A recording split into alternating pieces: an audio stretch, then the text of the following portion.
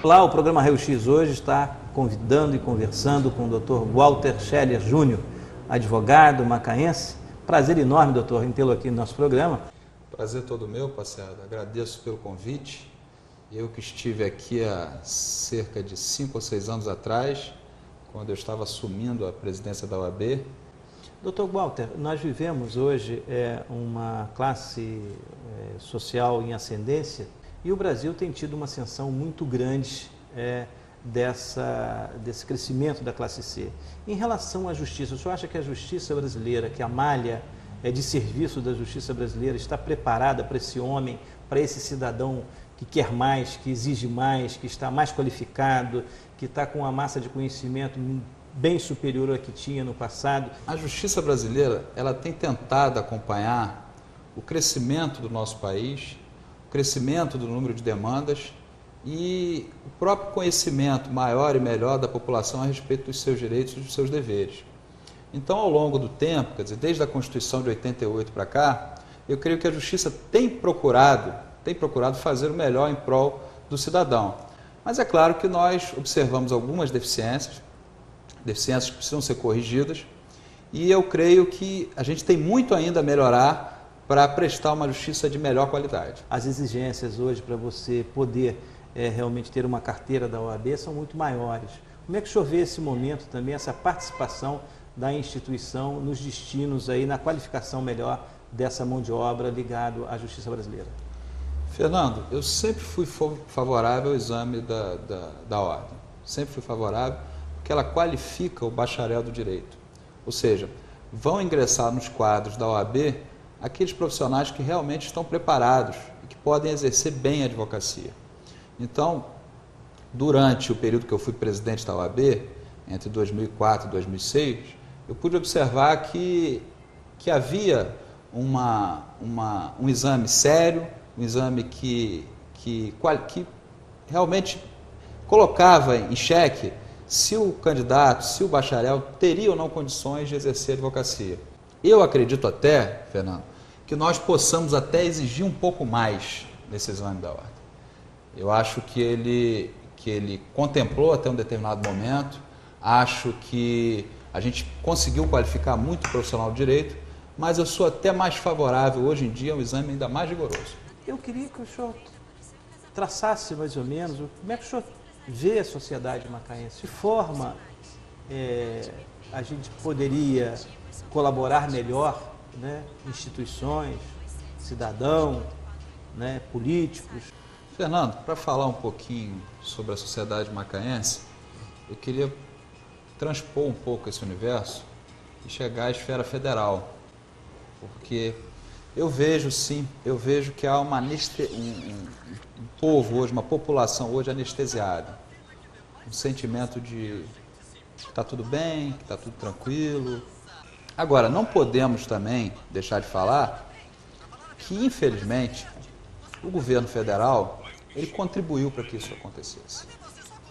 Um governo que, na minha visão, trouxe um grave prejuízo à sociedade brasileira quando ele banalizou a política, ele banalizou a corrupção.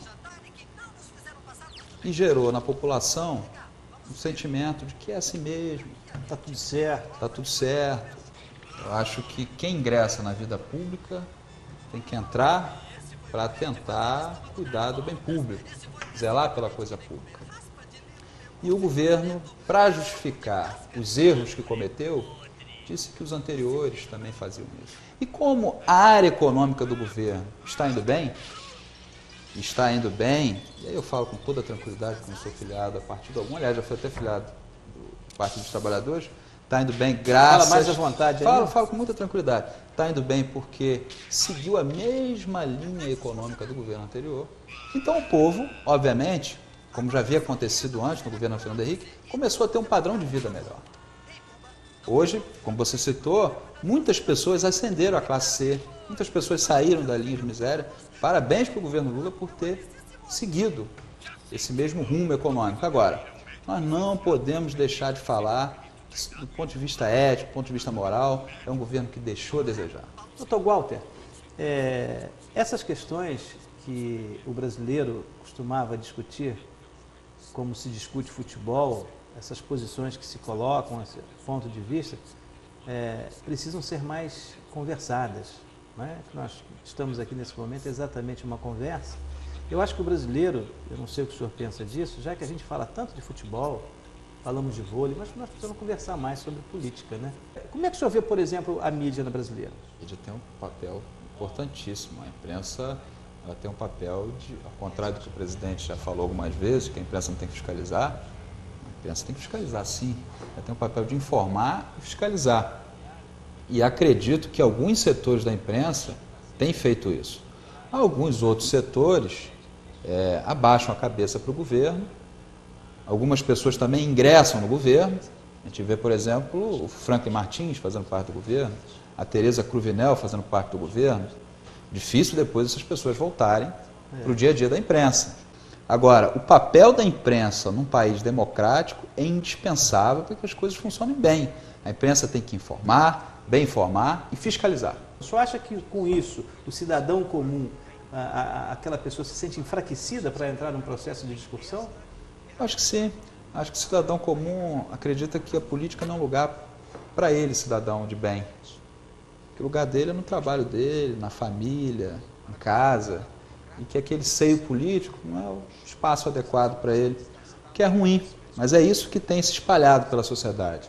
Como é que o senhor vislumbra aí essa sociedade, essa economia e o que o senhor antevê aí para Macaé e quais os pontos que a gente deveria avançar, você com a sua experiência, que vontade, por exemplo, a gente devia colocar como prioridade na nossa agenda aí para o futuro?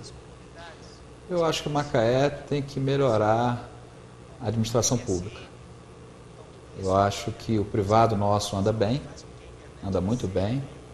O mundo do petróleo é um mundo que não para, as pessoas trabalham demais, mas nós assistimos a uma cidade que poderia ter obras de infraestrutura, e não tem, poderia resolver o problema da água e não resolve, que poderia ajudar o Estado, ou poderia mobilizar o Estado para atacar o problema da segurança e não faz. A gente vê uma cidade com problemas também de trânsito. Isso tudo é qualidade de vida. Isso deixa a gente insatisfeito com os rumos que a nossa cidade tem tomado. Mas, doutor, independente de todas essas questões que a gente tem preocupações, seu pai é um homem que tem aí um carinho muito grande. A cidade tem um carinho pelo seu pai. Sua família é uma família que vem dentro da linha do direito, dentro da linha dos clubes de serviço. Seu pai já foi um homem atuante nessa direção de participação, como participou em algum momento da vida política partidária. O que o senhor viu nessa participação lá? O que o senhor viveu nesse período em que o senhor tentou dar uma participação política, por exemplo, num partido político aqui no PT? Eu participei do PT entre 99 e 2004. Fui eleito presidente da OAB em 2003 e me desfiliei do Partido dos Trabalhadores no primeiro dia que eu assumi a presidência da OAB, porque eu achava que poderia haver uma certa incompatibilidade entre ser presidente da OAB e integrar qualquer partido político. Não, assim, não critico quem seja filiado a algum partido político e seja presidente da OAB, mas naquele momento eu me senti mais à vontade me desfiliando do Partido dos Trabalhadores. Durante os 4 anos que eu fiz parte do Partido dos Trabalhadores, eu ajudei a eleger um vereador. Participei da campanha do vereador Luciano Diniz e participei durante 2 anos do mandato dele. Eu participei durante o ano de 2001 e durante o ano de 2002. No início de 2003, eu me afastei do mandato dele. O que eu pude perceber durante esse período que eu participei do mandato do Luciano e da vida partidária do Partido dos Trabalhadores é que existe uma distância muito grande entre o discurso e a realidade. Na época éramos todos muito jovens e achávamos que aquele discurso nosso era um discurso fácil de ser realizado. Vamos mudar, vamos fazer, vamos acontecer. E quando você entra na vida pública, você vê que as coisas não são tão fáceis.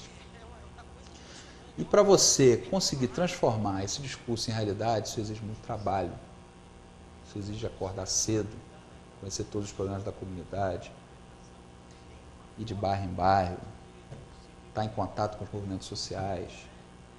E, infelizmente, pelo menos a experiência que eu tive, eu verifiquei que isso a gente falou muito que ia fazer, mas na hora de colocar em prática isso não foi feito. E eu só acreditava num bom mandato de um vereador ou num bom exercício da política através de qualquer partido, se esse partido e se esse vereador soubessem quais são as necessidades reais do povo.